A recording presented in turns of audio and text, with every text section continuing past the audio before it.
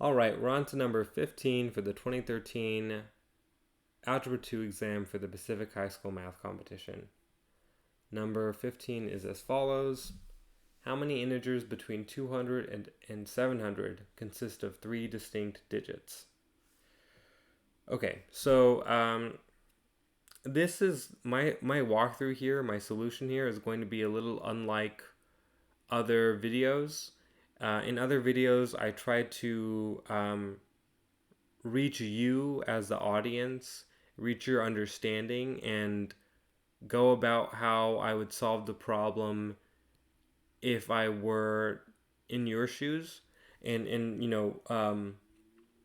and walk through these concepts ground up, and explain things, and share like, oh, don't make this mistake, don't, here are some pitfalls or common mistakes that other students make. I'm not going to do that in this video. In this video, I'm just going to show you how I solved it, because that way I can keep the video short, and that way I think this video would be a lot easier to understand and a lot more clear. Okay, so we have 200 to 700. How many integers?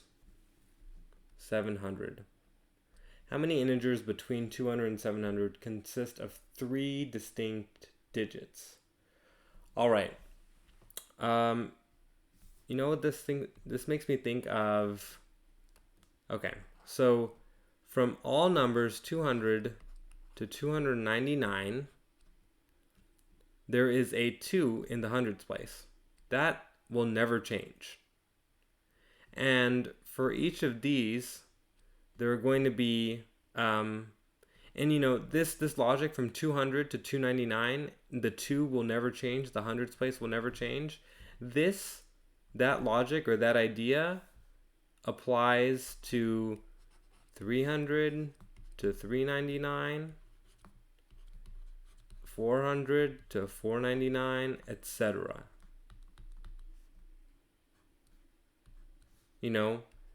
In this gigantic 100 number range, the hundreds place never changes. So any number with a 2 from 200 to 299, excluding that's not in the hundreds place, that automatically gets discounted. Anyway, I'm getting a little sidetracked. And in each of these 100 number categories, there's 200 to 210, or 200 to 209, I should say. The tens place never changes. So what this tells me is that for every 10 numbers, let me write this down. Let me do it in another color that's more clear. For every 10 numbers, 8 are acceptable. Okay? 8 are acceptable because, like, from 200 to 209, 200 does not work because the 0 is duplicated, and 202 does not work because the 2's are duplicated. In the, I'll give another example. Let's say it's 210 to 219. 211 is, there are the tens place is duplicated in the ones, and with 212, the hundreds place is duplicated with the ones. So for every 10 numbers, for every group of 10, 8 are acceptable. Okay? So let's see, here's the next question. How many groups of 10 in 100?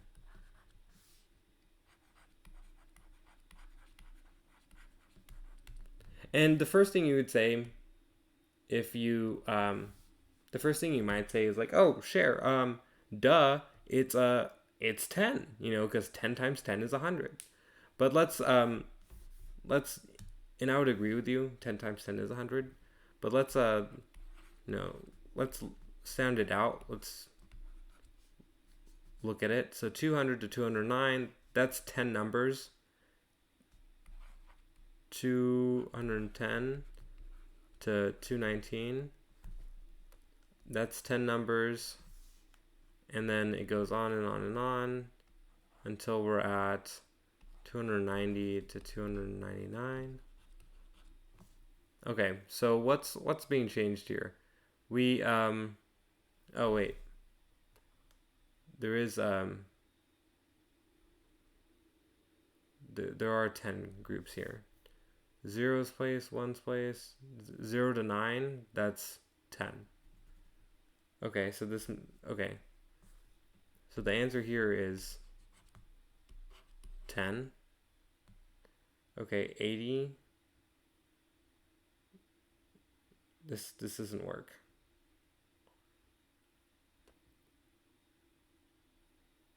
It's supposed to be 9.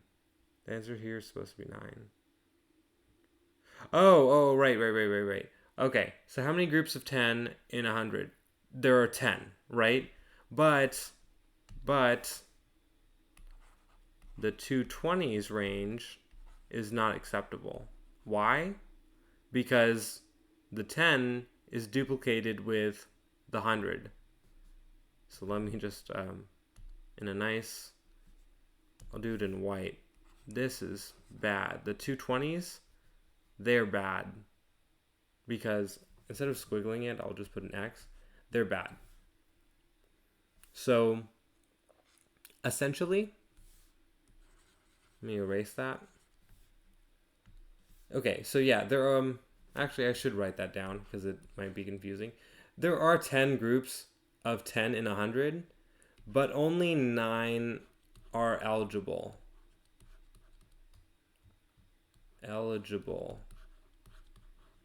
Okay, great. So what do we have here? We have, for every group of 10s, 8 numbers are acceptable. And in 100, there are 9 acceptable groups. You multiply them because there are, for every group of 10s, there are 8. And for every group of 100, there are 9. You multiply them, you get 72. And how many hundreds are we dealing with? We're dealing with 200, 300, 400. I'll just write them down. 200, 300, 400, 500, 600. And I want to write 700, but we're being asked how many integers between 200 and 700. So, 701 is outside of this range. So, all of this logic that we went over, starting from here, looking at a group of 100, starting here, looking at a group of 10, all of this logic is, it applies to every group of 100 because, okay, let's take 300 as an example. I would have written down 300 to 309, that would have worked. 310 to 319 would have worked. 320 to 329, that would have worked. But when I got to 330 to 339, that wouldn't have been okay because the number 330 to 339, all 10 of those numbers have 2 3s. So that's unacceptable, and it's plain to see that there's this consistent pattern there. So how many groups of hundreds are there? 1, 2, 3, 4, 5. And for every group of 100, there are 72 eligible integers.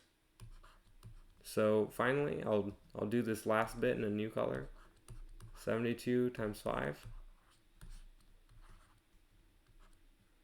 35 plus 1. 360. Is that an answer? Yes, it is. It's answer choice D. And we are done. I know this was a bit... This is... If you have any questions about this problem, leave a comment. I'll try to get back to you. I hope it was clear. I tried to make it as clear as I could.